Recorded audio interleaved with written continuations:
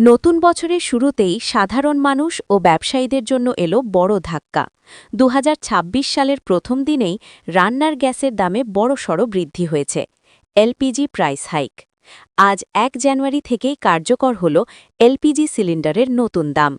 বিশেষ করে বাণিজ্যিক কাজে ব্যবহৃত ১৯ কেজির এলপিজি সিলিন্ডারের দাম এক ধাক্কায় অনেকটাই বেড়েছে। কেন বাড়ল এলপিজির দাম? প্রতি মাসের শুরুতেই অয়েল মার্কেটিং সংস্থাগুলি আন্তর্জাতিক বাজারে পেট্রোলিয়াম পণ্যের দামের সঙ্গে তুলনা করে দেশের বাজারে এলপিজি ও অন্যান্য পেট্রোলিয়ামজাত পণ্যের দাম ঠিক করে। সেই নিয়ম মেনেই ২০২৬ সালের ১ জানুয়ারি আন্তর্জাতিক বাজারের দামের বিচার করে ১৯ কেজির এলপিজি সিলিন্ডারের দাম বাড়ানো হয়েছে। তবে গৃহস্থালির জন্য ব্যবহৃত ১৪.২ কেজির সিলিন্ডারের দামে কোনো পরিবর্তন আনা হয়নি। ১৯ কেজির এলপিজি সিলিন্ডারের নতুন দাম। ইন্ডিয়ান অয়েলের তথ্য অনুযায়ী সারা দেশে ১৯ কেজির বাণিজ্যিক এলপিজি সিলিন্ডারের দাম প্রায় ১১১ টাকা বেড়েছে।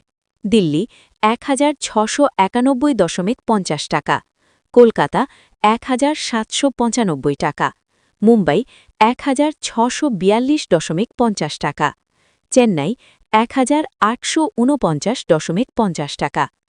তারা সবচেয়ে বেশি প্রভাবিত হবেন। ১৯ কেজির সিলিন্ডারের দাম বাড়ার ফলে হোটেল, রেস্তোরাঁ এবং ছোট বড় বিভিন্ন ব্যবসা প্রতিষ্ঠানের খরচ বাড়বে, কারণ এই সব ক্ষেত্রেই মূলত ১৯ কেজির বাণিজ্যিক এলপিজি সিলিন্ডার ব্যবহার করা হয়। গৃহস্থালির এলপিজির দাম অপরিবর্তিত।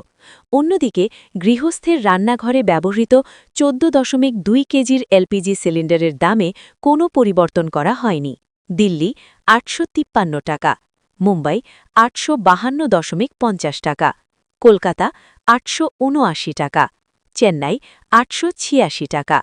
গত বছর অর্থাৎ ২০২৫ সালে মোট ১০ বার এলপিজি সিলিন্ডারের দাম কমানো হয়েছিল। নতুন বছরের প্রথম দিনে দাম বাড়লেও আগামী দিনে আবার এলপিজির দাম কমতে পারে বলেই আশা করা হচ্ছে।